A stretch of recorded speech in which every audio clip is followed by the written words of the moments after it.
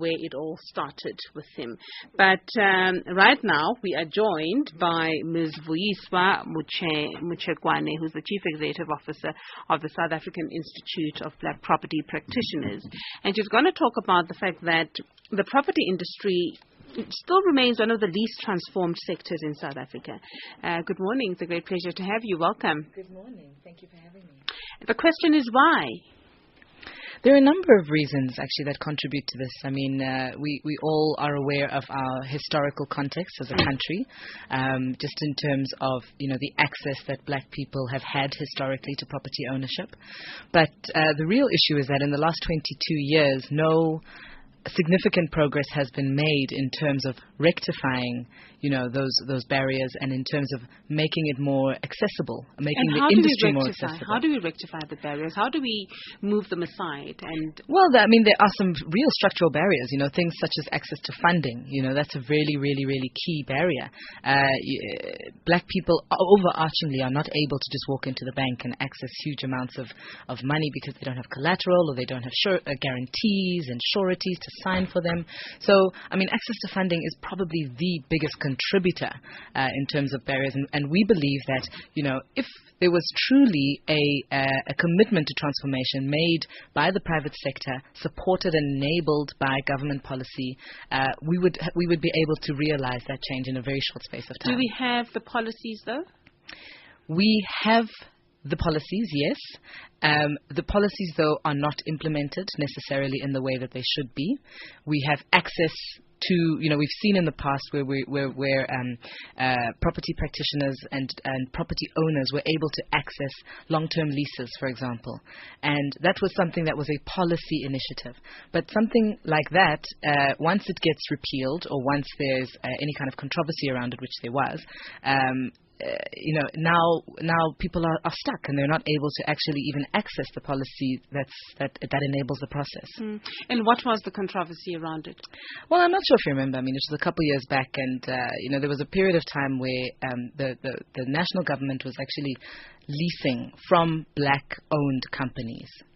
Therefore, these black-owned companies were then able to take those leases as guarantees to the bank and say, I have a tenant who's stable and can pay, and therefore the bank is then able to lend you money so that you can go and acquire a piece of land or a piece of property. There was then, obviously, there was some, controversy in terms of inflated pricing, abuse of the system, effectively, by a minority of players. But, the knee-jerk reaction to something like that is then, okay, let's repeal the whole system, as opposed to let's look at where the problems are, let's fix the problems, and then, but let's not shut off the system. Let's not throw out the baby with the bathwater. Let's not throw out the baby with the bathwater. And this is one of many examples, If I even just look at private sector, when the commitment that private sector has made, they're only obliged to contribute 3% of their net profit to enterprise development. 3%. In a country that says it prioritizes small business development, why is it that we are only requesting 3% from the engine of the economy? We should be making a much more concerted effort as private sector to say we want to see small businesses, we want to see transformation, we want to see expansion, and therefore raise those targets. All right. Why can't we see 25%? We'll talk about the role of your organization. This morning we are in conversation with Ms. Vuyiswa Mutshekwane, Chief Executive Officer of the South African Institute of Black Property Practitioners, and we're talking about the property industry remaining one of the least transformed sectors in South Africa. We're exploring the reasons why, taking your calls on 0891 104 207, SMSs to 34701, tweet us at SAFM Radio. 106.1, the home of SAFM in Nelspruit. SAFM, South Africa's news and information leader.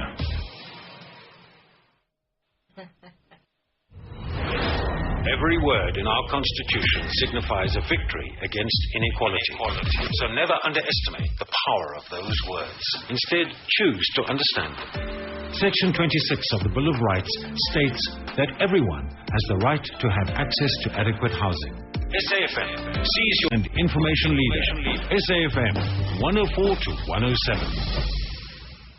talking about transformation in the property industry and taking your calls as well if you'd like to contribute to our conversation with Ms. Vuyiswa Mutshekwane. 0891 104 207. SMS is 234701. Tweet us at SAFM Radio. Now, according to statistics, the rate of transformation, like you've been saying, in the property sector is literally stagnant. So what's your role as an organization, as the South African Institute of Black Property Practitioners, in making sure that this changes? Well, our role is definitely multi-pronged. We are, we're an advocacy and lobby group, but more than that, we are also committed to the implementation aspect of it. So we run education programs because we believe that transformation truly is going to start from an education and skills development perspective. We have enterprise development programs that we run. We're currently developing a black-owned property practitioners procurement database where we will be able to then, pool all of the black-owned companies in the industry and actually engage with our various stakeholders and say, okay, you guys are spending, we have government, we have private sector, different organizations that are spending whatever they're spending. And we're going to say, listen, here we are, we have a pool of entrepreneurs, use them.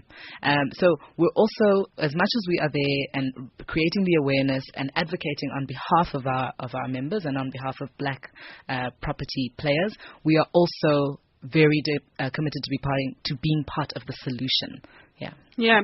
And talking solutions, I'd like to hear from you. Call us 0891 104 207. How should we ensure a more representative participation in the property industry? 0891 104 207.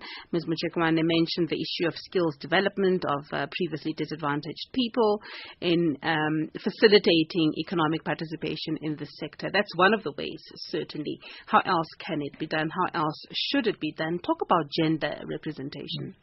Yeah, well, gender is, the problem is even more pronounced, when we look at, women are 52% of our population. But if we look at the industry, in terms of female ownership, in terms of female participation, especially at the listed fund level, it's about 2%, 3%. So I think women are an even bigger priority in terms of ensuring that we have that diversity, not just in senior management, but also in actual ownership and control. And the value chain is so huge. There are enough opportunities for everybody within this sector. The cake is huge. The cake is huge. Look at the residential sector, for example. Everybody can understand owning a house, and as it stands right now, we have a lot of people that own houses. But how many black real estate agencies are there? A handful, if even that, As 80% of the population, we are going out, we're buying houses, at any, expensive houses, cheaper houses, whatever, but we're all buying houses, and who is actually facilitating those transactions? But why then? And how do we attract black people? How do we attract women to the industry? Well, I definitely think it's a multi-pronged thing. And as I said, as an organization, we've recognized that it's not a singular discussion. We definitely have to start with education and awareness. The example I just made, in terms of the residential real estate sector, one can there are courses that can be taken. And these are not difficult courses. It takes a year to become an estate agent. And it's a great opportunity. There's great commissions that one can earn and kickstart their journey in the property industry. Similarly, just looking at the crisis happening now in terms of the students and access to funding for education, it's imperative. This is not just government's problem. It's imperative that the private sector also makes a commitment to fund education.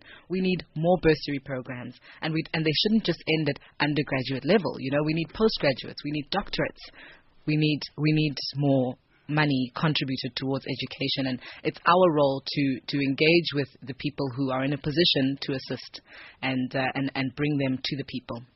And we cannot talk about property without talking about the land issue, can we, and land redistribution. I know you're going to have conversations around this at your meeting, and we'll talk more about your meeting, but talk about that. Yes, absolutely. I mean, I think land is a very, very emotional topic for a lot of people. There is an emotional aspect of it, but there's definitely also just a very practical, in terms of you cannot even begin to want to be a property developer unless you can access land.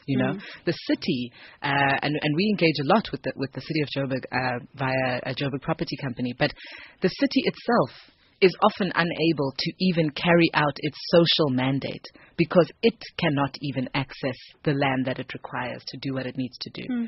I've had various situations where I speak to the city and say, why are we not seeing more affordable housing developments, for example, taking place in the inner city or in the areas where it's required? And they say, half the time we can't even access the land because we go, the prices that are quoted make the entire development unprofitable. So there needs to be, again, some give and take. It's not an either or. It's not a zero-sum game. I think it is in everybody's best interests for this economy to grow, to expand, to see the 80% of the population actually actively involved in the economy. And property is the number one wealth creation vehicle in the world.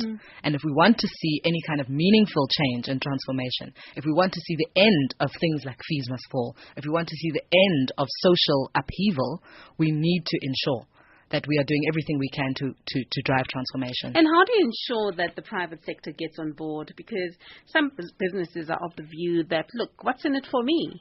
Yeah. What am I benefiting? For me, for us, it's a sustainability issue.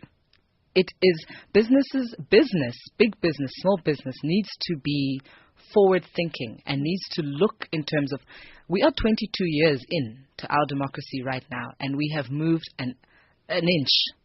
We have to cover a couple kilometers, and we don't have another 22 years to do that. So it is absolutely the responsibility of business to look after its own sustainability by plowing back into the country and the economy that it trades in. I mean, again, going back to the property charter, going back to the BBBEE legislation, businesses are currently only required to contribute 1% to socioeconomic development. 1%. That makes no sense. How do you operate in an economy? How do you expect, who's your workforce? Who do you expect to work for your company if you are only giving back 1%? And I think we need to have those discussions, and we need to understand who the various role players are, and we know who they are. And it's really important that everybody makes a much more radical, much more meaningful commitment to transformation. And concerted commitment. Chatting to Ms. Vuyiswa Mutshekwane, Chief Executive Officer of the South African Institute of Black Property Practitioners, about the property industry remaining one of the least transformed sectors in South Africa. And we are taking your calls, 0891 104 207. Kevin will be back taking your call after this. Here's to the man who doesn't look to the world for his worth, but to himself. Here's to the man who never looks at what he can get, but what he can give. If you're this kind of man, take a look at the new look Isuzu Double Cab 4x4 LX. With its new look front styling, leather electric seats, roof rails, sports bar and tow bar as standard, from 549,800. Getting it done never looked so good. Visit isuzu.co.za. Isuzu, made from real. The South African State Theatre presents SAFM, South Africa's news and information leader. The property sector remains the least transformed sectors in South Africa. That's what we are talking about this morning. Let's go to Kevin. Good morning, Kevin in Durban. Welcome. Good morning, Rowena. Thanks for taking my call. What I'd like to understand is we bandy around this word transformation. If I just put it in context, let's assume there's 5 million businesses in South Africa. Transformation is saying that we're going to take 5 million people that are currently employed away from their businesses and put another 5 million people in their place. I don't understand how that's going to help. No, I think that's a skewed understanding of transformation, but my guest will comment on that. But yes, do finish your point. I apologize if I've got a skewed interpretation of it, but what I'm saying is, on the basis of transformation, surely we should be expanding into new businesses as opposed to trying to transform current businesses. And and there's DTR money, there's all kinds of money available for that. But the focus is into transformation of current businesses. And I don't understand why there's not an expansion project out there to say, leave the current businesses alone. They employ X amount of people, the 8 million people. Why don't we just expand and make these people make their own businesses and their own opportunities? There's never been an opportunity like it is now. There's tons and tons and tons of tribal land out there. Why don't they go and do developments on those lands? What is this thing about property transformation? I don't get it. All right, Kevin. I'll allow you to respond in a short while, but I think you did mention the fact that we need to expand, and it's not an either or. It's, we can all be winners in this. Let's speak to Gifilwe now. Good morning. Welcome. Hi, Rowena and Vuyiswa. The problem, Vuyiswa, is people who call themselves black people who call themselves captains of industry. I usually give a very simple example, like Deep Kloof Square. When that square was built, the people who lived around there should have been given an opportunity to buy blocks of shares in there. But black people who call themselves captains of industry have got a selfish way of looking at things. So they own shares with white people in that square called Deep Kloof Square. So at the end of the day, we'll run around and run around and run around. And also, Vuyiswa, let me tell you, PIC owns or whatever, co-manages Athol Square. For me, as a black South African person to get into Athol Square, it is a milestone. But let me tell you, for a Kenyan woman to get a shop at Athol Square, it is as simple as yesterday. So black people who are in property, who call themselves captains of industry, I don't know what they're doing. You will talk and talk and talk, but it's like I've arrived when we was born we've arrived. Okay, Kifilwe, I'd like to give Mvusi also an opportunity to make his contribution so that we have enough time for Ms. Mutshekwane to respond. Go ahead, Mvusi. Good morning. Thank you. Good morning, guys. Look, the first point for me is that transformation that we're talking about starts from the financial services sector or the bank in terms of allowing people credit to access property, but also the legal section that is involved in that. The second point that I want to bring in is I'm currently renovating my property, and the municipality gives me a private person to inspect my roof, and that person is obsessed with where I got my trusses built. And I'm saying, if really we want people to benefit from the property boom, we should be developing even inspectors. Municipalities should not be telling us where to go, where to pay inspectors. They should have inspectors. But the last point that I want to bring in is, I'm not sure if they've considered this already. The element that brings in money in construction and even in real estate is the manufacturing and production of the material that you use. Until black people do that, we are not going to reap the rewards of this economy. It hurts me that I always have to buy through middlemen who buy from white companies. I always want to buy from black people, but I don't find them anywhere. This is the other point. Black business must come in to market themselves to the household audiences, not only to tendering opportunities. All right. Thank you, Mvusi. Ms. Mutshekwane, lots to respond to. Go ahead. Yeah, I think these are all really very important points that have been made, and they represent a lot of views that we encounter. To the first caller's point, and I did make the point earlier that there is a misconception about transformation. Perhaps it's the word itself, but it is absolutely not a zero-sum game. In fact, it is in everybody's best interests to invest in the very economy and the very country in which we operate to see growth. And currently, we have a situation where 10% of the population, or less than 10% of the population, less than 10% of the economic players are supporting the other 80%. How does that make any sense? But that is a structural issue that we have to deal with because this is how our economy was structured, unfortunately. From a spatial planning perspective, we had certain people living in other places, some people living close to the economic opportunities. We had certain people who are given credit. We had certain people who are given education. So the reality is we built a system that was created for 7% to support 80%. What transformation says is that let us create enough opportunities for that 80% to be able to sustain themselves. So we need to, and I go back to the point of enterprise development. I go back to the point of developing businesses, and not just small businesses.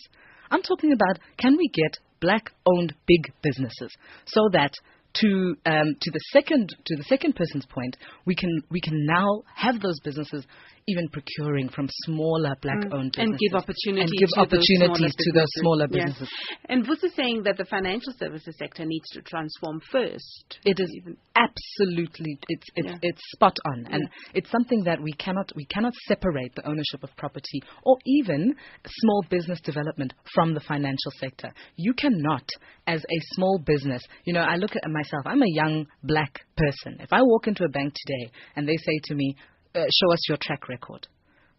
What does that do to me as an entrepreneur? There is no track record. I'm coming up to you with an innovative idea, something that is brand new. I'm, young. And I don't have parents who can sign surety or collateral for me. I don't own a house that I can give you as collateral. So that means I'm locked out of the system. Absolutely. All right. Give us details of your meeting, of your conference. So we are having our conference on the 2nd and the 3rd of November. It's taking place in Woodmead, Johannesburg. But anybody interested can log on to our website, SAIBPP.co.za. All right. Thank you very much for talking to us. All the best, Ms. Vuyiswa Mutshekwane, the Chief Executive Officer of the South African Institute of Black Property Practitioners. It's 29 minutes to 12. Time for news headlines with Utsile Sample. Thank you, Rowena. In the headlines, Tshwane University of Technology has confirmed the death of one student following protests last night. The deceased was based on the TUT Soshanguve campus, where he was a student leader. Justice Minister Michael Masuta says now that South Africa has formally started the process to withdraw from the International Criminal Court, government will withdraw its application for leave to appeal the Al-Bashir case in the Constitutional Court. And a strong 6.2 magnitude earthquake has hit western Japan. It has severely shaken the region and reportedly caused several injuries, damaged power lines and collapsed a house. Details at 12 o'clock. 105.8, the home of SAFM in Knysna. SAFM, South Africa's news and information leader. It's 28 minutes to 12. You're listening to Morning Talk on SAFM, South Africa's news and information leader. And